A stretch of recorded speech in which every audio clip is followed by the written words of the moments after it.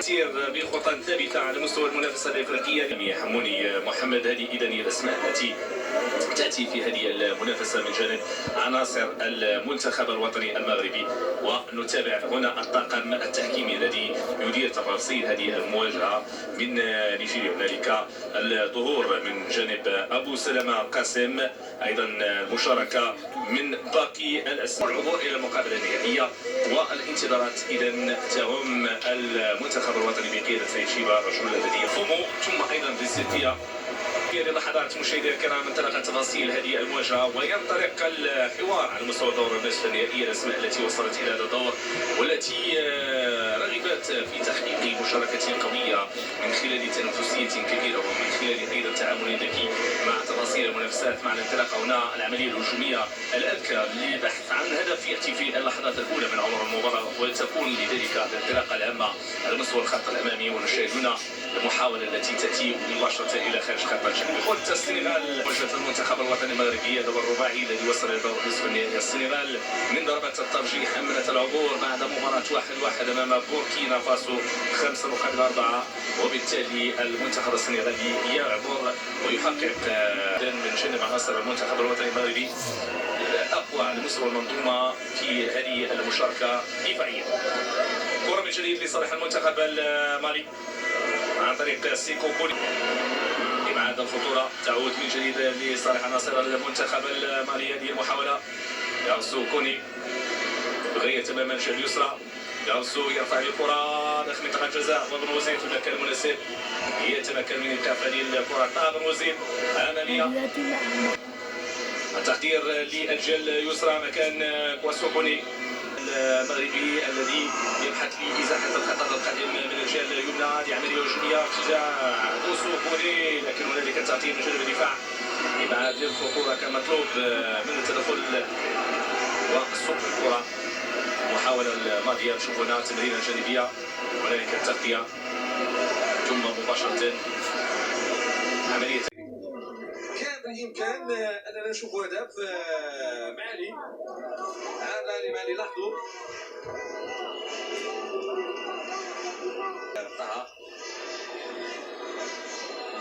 شفنا الطريقة اللي جات من خلال الكرة. لاحظوا بهذا الشكل هذا ثم السطور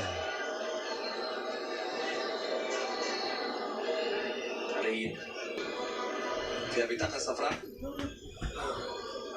مهمة جدا. دومبيا انه يتلقى بطاقة دومبيا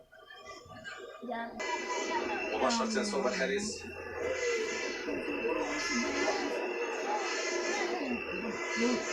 سريعة دخل، اعتقد انه كان بيمكن بطاقة صفراء امر واجب. نعم في التدخل الماضي لاحظوا تدخل بيتش كان واجب في هذه المقابلة. الكرة ديال المسافة عادة الأفقية، مجموعة من المحاولات في هذه المنطقة هذه. إبعاد الكرة أمر ضروري. كرة تعود لإبراهيم ديارة، يرجع الكرة ديالو تنفذ راسية مباشرة صوب الحارس طه بن غزير كيهدأ من اللاعب اللي يستعد للدخول. في الوقت اللي كنشوف هنا عملية هجوم، يخرج كرة بواحد الشكل رائع وأنيق. اعتماد على زكريا وزان في الخط الأمامي. حذري من هكذا أخطاء خاصة في هذا الوقت هذا. لاحظوا تصويبها بهذا الشكل مباشرة إلى خارج الخط الخلفي من الملعب. إذا اللاعب الرجاء الرياضي يستعد للدخول في الوقت اللي كرة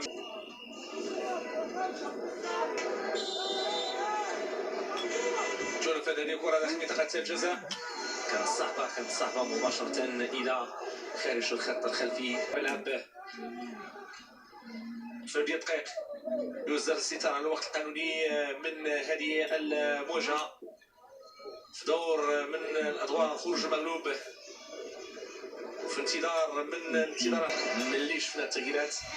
غادي ننتظروا ماذا ستقدم على مستوى خط الميدان. كرة جانبية بعيدة مباشرة إلى خارج خط الجانبي، تماس لصالح المنتخب الوطني المغربي.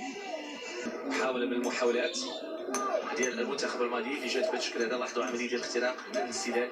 هنا كان فريق، بعد ذلك جات كره مفاجئه صح التعبير، الشيء اللي خلى انها تخرج بهذا الشكل هذا انه اللمسه الاخيره كانت من جانب لاعب وانسداد من الجهه يسرى المنتخب الوطني المغربي، الجهه اليمنى المنتخب المالي اللي كان خلف الكره الثابته الدائريه مع غرفه الفار. ونشوفوا هنا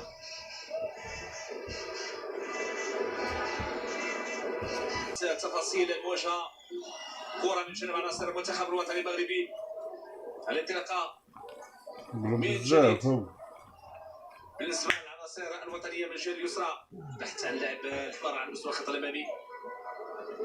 ذكر بانه هذا لاعب ابراهيم ديارة. في هذه اللحظات تاتي الصافره المنهيه لتفاصيل مباراه اليوم. النتيجه النهائيه صعيبه، كذلك مثل كذا كرات صويبه جات جانب اللاعب عثمان تيرو. لاحظنا تصويبه الماضيه مباشره في الملعب، رجعت مره اخرى اماميه، تحضير راسيه منتخب مالي من خلال سيكو كوني كيقوم بالتمريره ديالو، ولكن كتصبح من جديد لصالح المنتخب الوطني المغربي. الانطلاقه من الجهه اليسرى عن طريق اللاعب محمد حموني اللي حاول ما امكن انه ينطلق بالكره ديالو. الحكم كيقول ما كاينش خطا في الوقت اللي كان هنالك السقوط. سعيد شيبه كيحاول ما امكن المراحل اللي تزاد فيها واحد المنتخب الوطني المغربي تدافع بشراسه الان.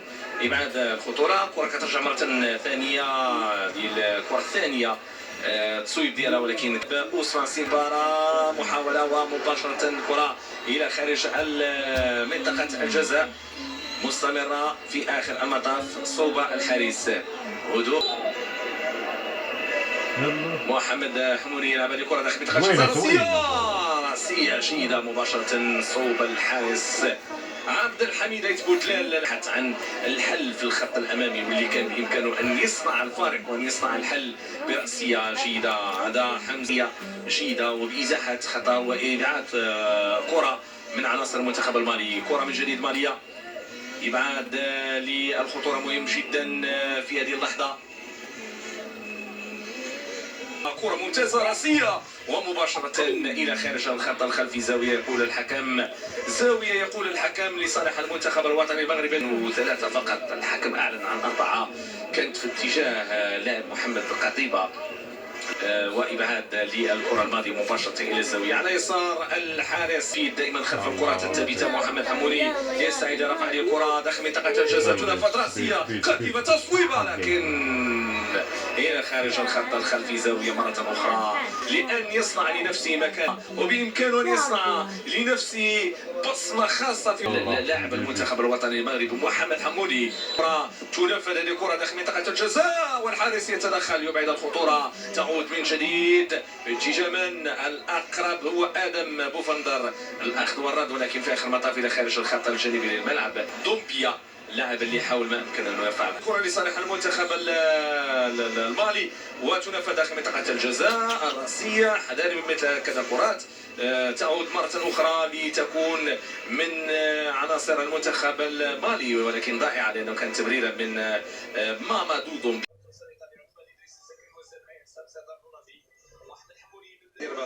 عدنان الاحمر من الرجاء الرياضي، زكريا العلوي من المغرب الفاسي، اسماعيل بختي ومعاد بويزان، ثم سيف الدين جدمو وايضا محمد كداني، بالاضافه الى عمرو الصديقي فمن جيش يكون متالق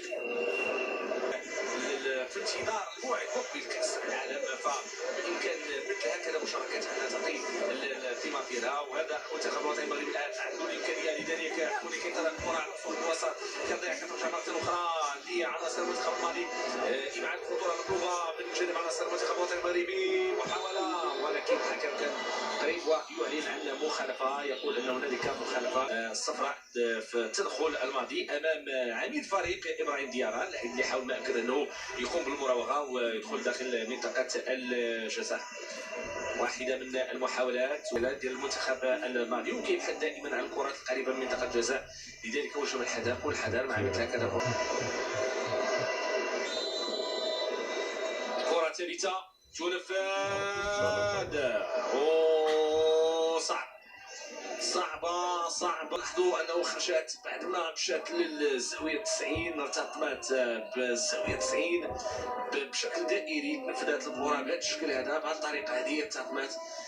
امكانيه ديال القيام بالمراوغه من الجهه اليمنى ولكن ضايعه.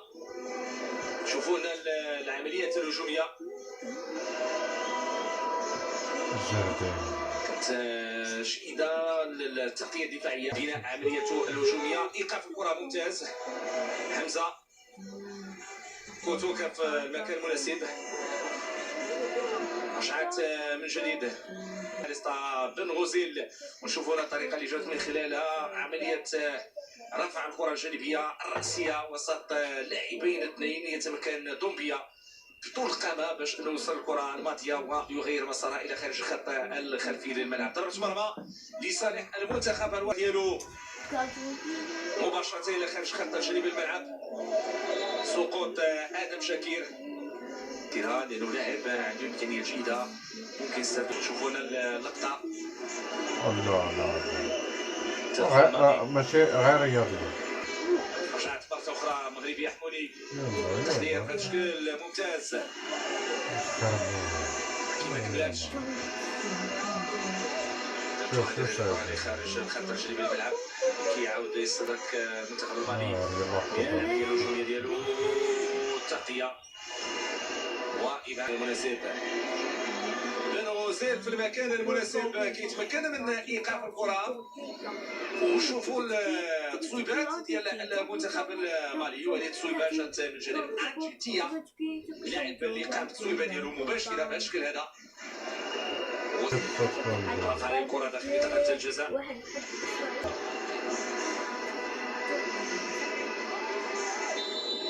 كره مغربيه استعداد للتعامل مع الكره. كره من الكرات المعول عليها على مستوى الخط الامامي. برافو.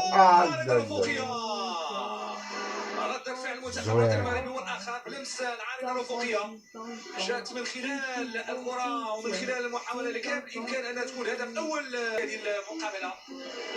ولمسات العارضه الافقيه لمحاوله ديال ابراهيم صعبه في الخط الامامي ومباشره الى خارج الخط الخلفي المغربي. كنا كنتظروا هذه الاعاده، كنا كنتظروا هذه الطريقه اللي تم من خلال الصياغه ديال العمليه الهجوميه واللمسه الفريده اللي كان بامكانها ان تكون في المرمى. امكانيه زياره شباك الماليه. كره ملعوبه الان على مستوى خط دفاع للمنتخب الوطني المغربي. العبور كره تنفذ الجهه اليسرى. حموني ينقذ الموقف لاعب نوابر. رجعت مرة أخرى لتكون على مستوى الخط الأمامي.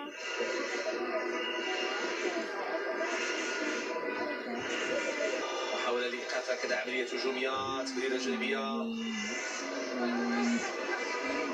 حمزة كوتون كيحاول بإمكانه يبعد الخطورة. قام مد الزاوية. تمريرة في العمق الى خارج الخط الجانبي.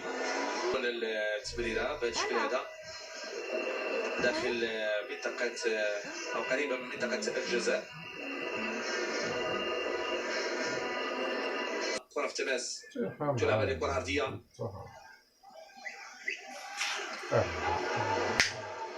مره اخرى مباشره صوب الحارس طارق الوزيل في المكان المناسب. تمكن كورتو. شوفوا الطريقه اللي جات من خلالها التصويبه بهذا الشكل. ديال الهدوء ولكن تقطعت من الدفاع. ترابيطات صغيره بامكانها تفيد عناصر المنتخب الوطني المغربي. لاحظنا انه يحاول من اللعب تفاصيل المواجهه في الشوط الثاني. كره مغربيه. الحارس بورا ماكوني. لا تعيب قلت لك يعني كتقتلي في الفيديو كنت تفهم. منيدا يسعد رفع عليه الكره اذا داخل منطقه الجزاء. بامكانه انه يقدم الاضافه المطلوبه. كاين اللمسه واضحه اللمسه. كره في الزاويه على يسار المرة الحارس بورما كوني لم تكن ناجحة من الجهة اليمنى، هل تكون ناجحة من الجهة اليسرى للحارس؟ حكم المواجهة يفرض شخصيته في قريبة من القائم الأول يناير، يحاول ما يمكن يكون بالدور ديالو على مستوى الخط الهجومي. كرة ممتازة راسية، محاولة كان بإمكانها أن تكون في المرمى. نعم تم اللمس. التكوين الذي نشاهده الآن والذي نشاهد بعض ثماره الآن يعني يسير في الخط الناجح والجيد، وتنضاف بطولة جديدة لهذا المنتخب وهي كأس العالم لهذه الفئة. اسم كوني سيكون لصيق بمجموعة من اللاعبين الذين نتابعهم في هذه المواجهة في الوقت اللي تابعنا الانطلاقة وتابعنا الكرة.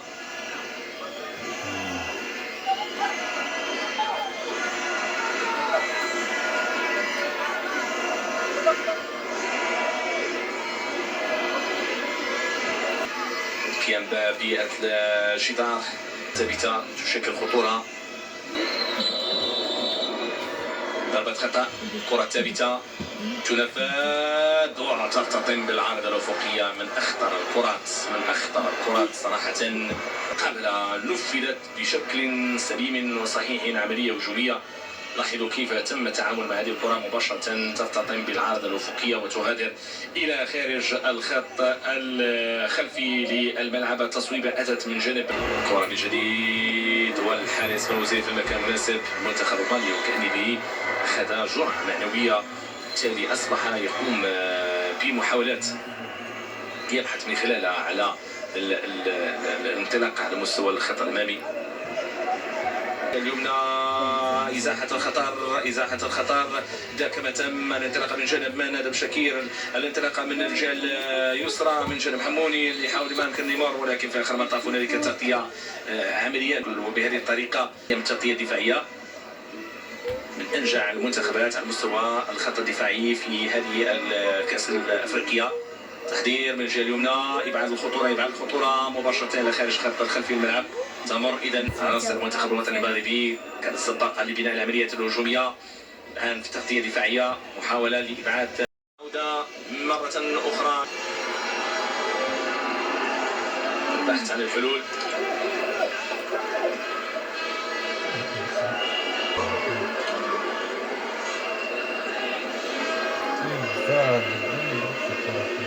محاولة وبناء العملية الهجومية من جانب المنتخب الوطني المغربي، تركيز على الجهة اليمنى كما قلت، هي الجهة اللي بإمكانها هي طريق ماشي بالخطأ ولا الكرة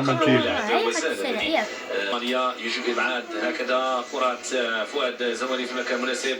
رجعت مرة أخرى مغربية. نعم فؤاد الآن عنده كرة، ماذا يفعل؟ مرة أخرى تغطية مغربية جيدة وبناء العملية الهجومية بهذا الشكل هذا والحصول على مخالفة. التغيير في المواجهة، حمزة كوتون هو اللاعب اللي غادي يدخل المواجهة. حمزة كوتون إذا غادي يدخل مكان معاد.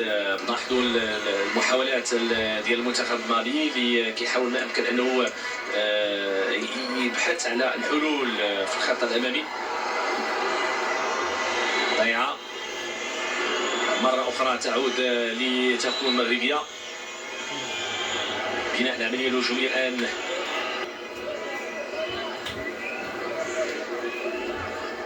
شوفوا هنا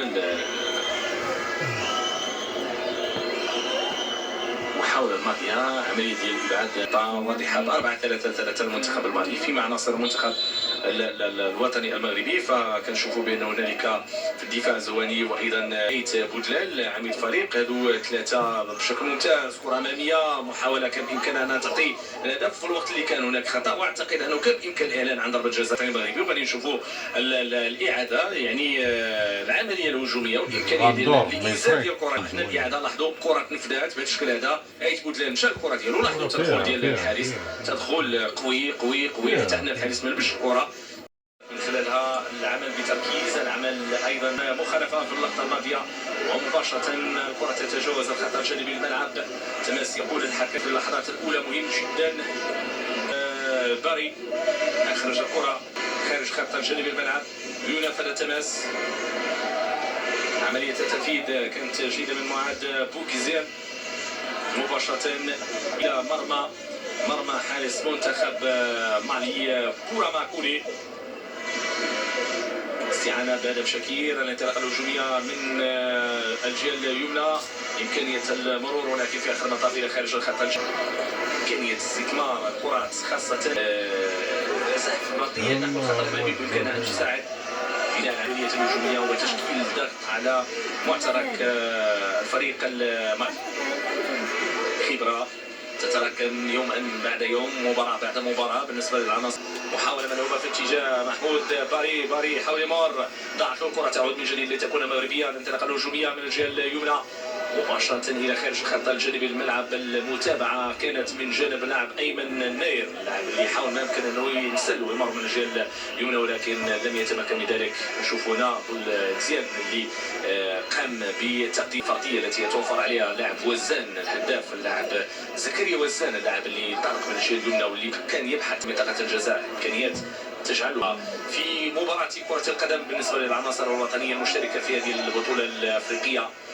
كرة وضربة خطأ، كرة ثابتة، محاولة رفع الكرة داخل منطقة الجزاء، محاولة مغربية، فرصة للتصويب ولكن هنالك تغطية تعود مرة أخرى عند آدم بوفندر. يمرر في اتجاه وزان يبحث عن الانطلاقة الهجومية من الجهة اليمنى، محاولة المرور في آخر المطاف ماذا يقول الحكم؟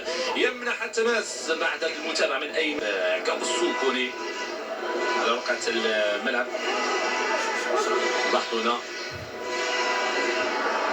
كرة من جانب المنتخب المالي مباشرة إلى خارج الخط الخلفي للملعب. 12 دقيقة على انطلاق نتمنى ما تكونش إصابة مؤثرة وأن السنغال في مباراة 1-1 حسمت بضربة الميدان وحوار يبحث من خلاله المنتخب الوطني المغربي لأن يواصل مشواره. كرة لصالح المنتخب المالي من الجهة اليمنى، عملية البناء، محاولة تلو الأخرى تأتي في هذه اللحظات. يزال في الإصرار في الطموح من جانب عناصر المنتخب الوطني المغربي للقيام بالمرتدى